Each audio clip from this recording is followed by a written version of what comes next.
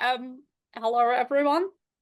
I'm Maria Linwood. I'm a epic fantasy author, originally from Germany, born and bred in Hamburg. That's the very north part of the country. Yeah, and then made it to Australia a couple of times, eventually met my future husband here, and then migrated over permanently and started writing in English instead of German.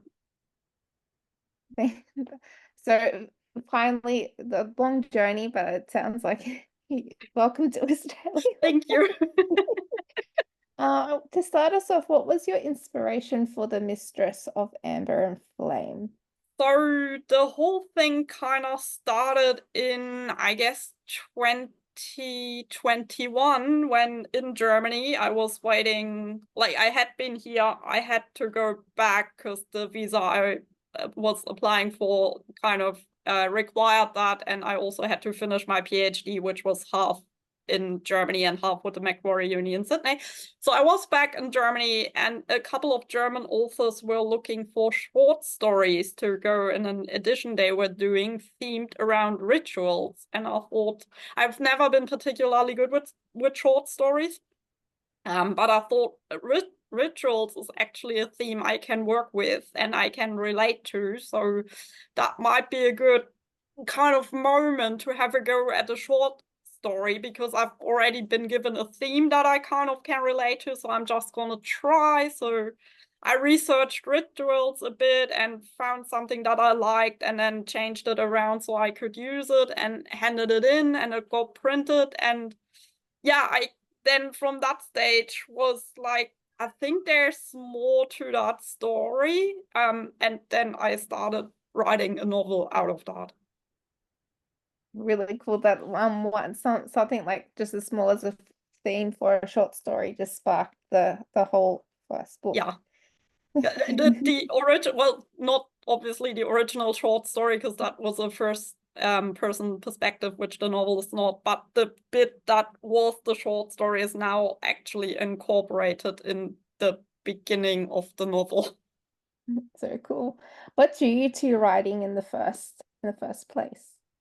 I don't have that particular moment where I could tie it to and say like that's where it happened. I guess I kind of always just like making up stories. You know, when I was a child, I'm a big like horsey person and always like being outside. So when I was a kid, I played with those little figurines, mostly with horses and other animals, like on the floor, made up my own stories, or probably replayed some stories I'd seen on telly that I'd liked and made up my own bits to that. But you reach a point where your parents tell you that it's now weird doing that, and the other kids are not are not so keen on doing that anymore. So you kind of have to take all that imagination to somewhere else. So I guess for a while those stories were kind of just a bit of daydreaming. And then eventually I started in a process of writing bits and pieces down. Also, apologies if anybody can hear whinging and in the background, that's the cat who's unhappy because I'm not sitting on the couch with him right now. Oh no. How did you choose which character center the story around? It mostly just happens. Like it mostly just in my mind. It happens to be mostly a woman, I guess, because I'm a woman. I've got one story that is not yet published where the character is a male. He's also a demon, so that's probably a bit different. But it normally happens to be a woman, and yeah, I kind of went.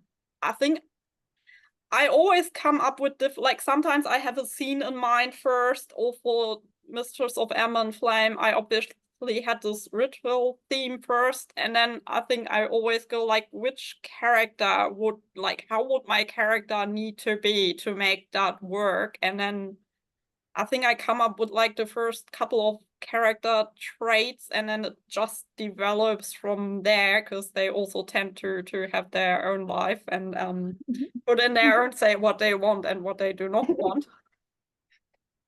Yes. That flows in really nicely to world and character building. Do you have a certain approach to when you're world building and character building, or does it just come to you It um as the story progresses?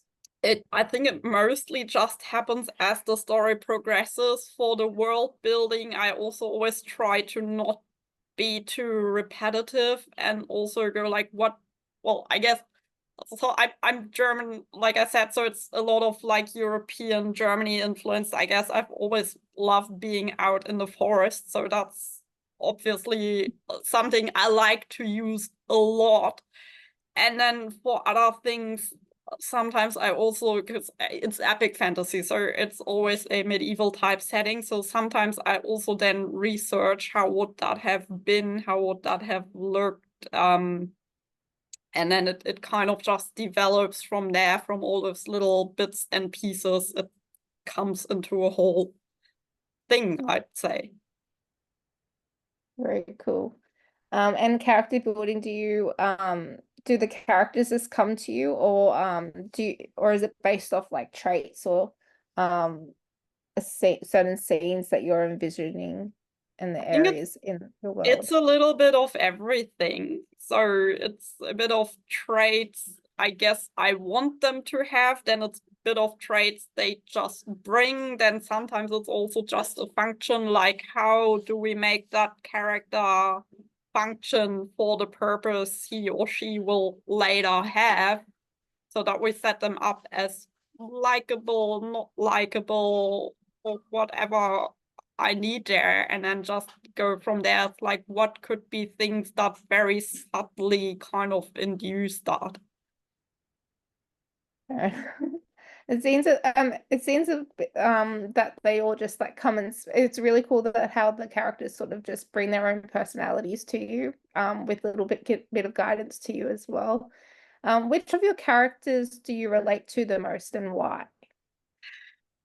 I guess that would probably be Tabula, because I mean it kind of like she's torn between two worlds. I wrote that story when I was in Germany waiting and hoping to get a visa to permanently like move to Australia. So I was torn between two worlds, so to speak, as well. But yeah, I think I probably relate most to her because she's got, yeah, it's the story through her eyes as well. But yeah, and then sometimes it's also, sometimes there's characters that aren't even in a story that often, or like more as a side character that I really like. I have a storyteller character in the story who is doesn't appear that often, but I really like that guy too. So Yeah, side characters always add something to the story that if they weren't there, it would feel like something's missing to it as yeah, well. yeah, that is Um, true. how has writing and publishing a book changed the way you see yourself? Ooh, that's a tough one.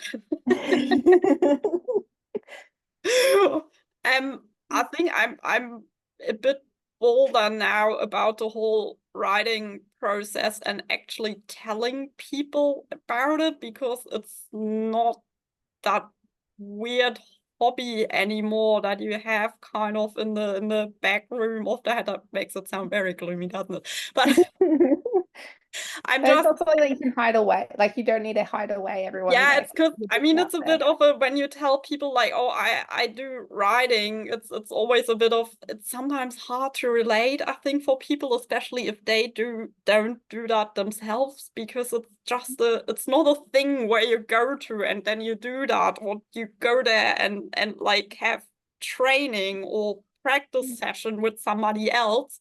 So I mostly didn't put that out there that much that I'm a writer, because I also always, yeah, it's like, well, yeah, I'm a writer, but also when people then go like, well, is there anything published? And you go like, yeah, not really. It's like, am I still a writer now? Like, obviously you are, but now it's way more that I just go like, yeah, here's my book launch, lovely people at work. Do you want to come along?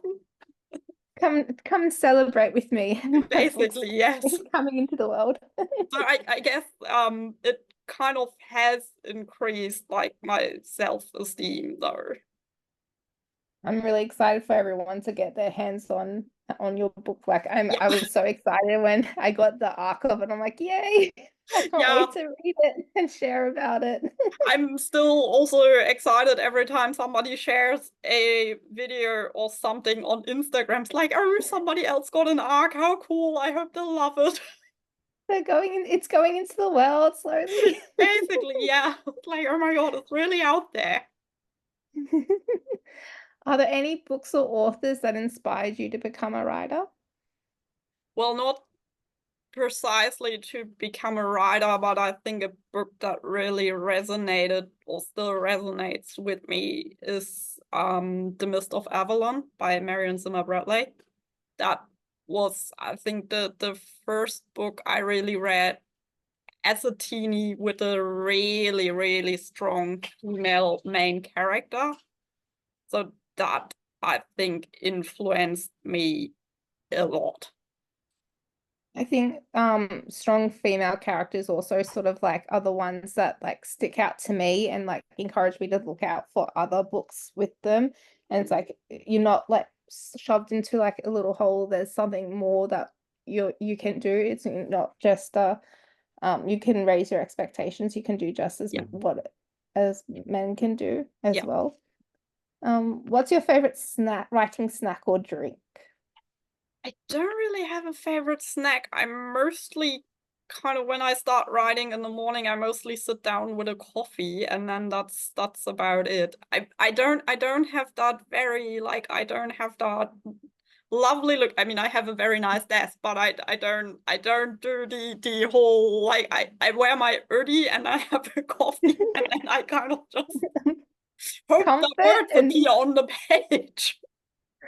comfort and something to help you to get through everything. The main thing that you need. Do you play music when you write? And if you do, what's your favorite music to I listen to? don't like to listen to music whilst I write, but since you mentioned music, music is, I think, more than other books, actually a huge influence on stories and gives me ideas. And that comes from like I like especially German. Well, I guess that comes with the background. Like medieval style rock music. Like there's a couple of bands like Saltatio Mortis who mostly does stuff in German. Powerwolf, who's a bit more of a metal band, also does stuff in English. And they all tell little stories in their songs mostly. And they sometimes have really cool themes or aspects in there. So that's something I really like for inspiration. It's always good to have sort of like a playlist that you can listen to spark Yeah. um your writing as Yeah, well. I mostly listen to music when I'm out running, and that's when my brain works best when I move. So when I'm running or bike riding to work or back home from work, that's often when kind of ideas just kind of come in when I'm stuck with a scene or I don't know what I want exactly to happen next. Then it's often when I'm out moving that it goes like, oh yeah, it could be that, and that would lead nicely to this one. Oh yeah, cool. Quickly write it down. Yeah. Don't forget it. Basically, it's like ride that bicycle home quicker so you can And then my final question is, who has been the biggest supporter of your writing? I guess that would be a friend and author from Germany as well, Elisabeth Marienhagen. She writes bunch of different stories in German, and we actually met through a writers online platform probably about 10 years ago now. Have also met in person. She's always the first one to get my drafts because it's for me always a hard thing to give the first draft away because it's a really personal thing. So having somebody who I actually know how they give me feedback and that I can handle that feedback and how they think. So that's always a great thing to just get her thoughts on different things. I do the same for her, like when she has any questions. Sometimes it's a whole book, sometimes it's just a scene with I'm stuck here or I'm not entirely sure if that works. Then we just, yeah, give each other feedback, right? Basically comments on everything and anything we pick up, we have questions about or whatever. Then there's an Australian friend, Marian, who read the whole English draft first and helped me a lot there, also with obviously English not being my first language, to put a bit more tweaks and stuff in. And then last but not least, obviously also my husband Jacob, with whom I like to bounce ideas when I'm stuck in a scene, which is always, it's because I then always explain what's happening and what I'm stuck with, and then he gives me an idea and it's like, no, that doesn't work because of this, and this, and I think it's always probably super complicated because I'm just trying to explain that scene, but bouncing those ideas around really helps. So yeah, that would be the three people that really are important and supportive for me. It's really great that it's always like people that like friends and family who are always the biggest supporters and they always help. And it's Yeah, always good to have someone to like, here's what my idea is. Off you go. exactly. And I mean, now with New Dawn, it's obviously also great to also get that on a professional level. Just have an amazing editor with Ellie and an amazing director with Dylan, whom I can just reach out to and go like, guys, question, ideas, help.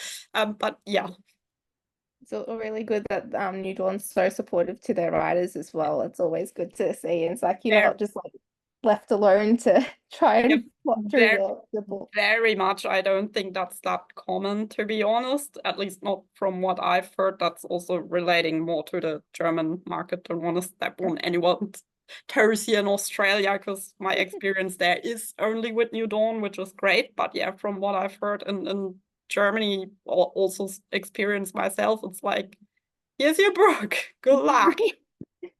Enjoy. Yeah.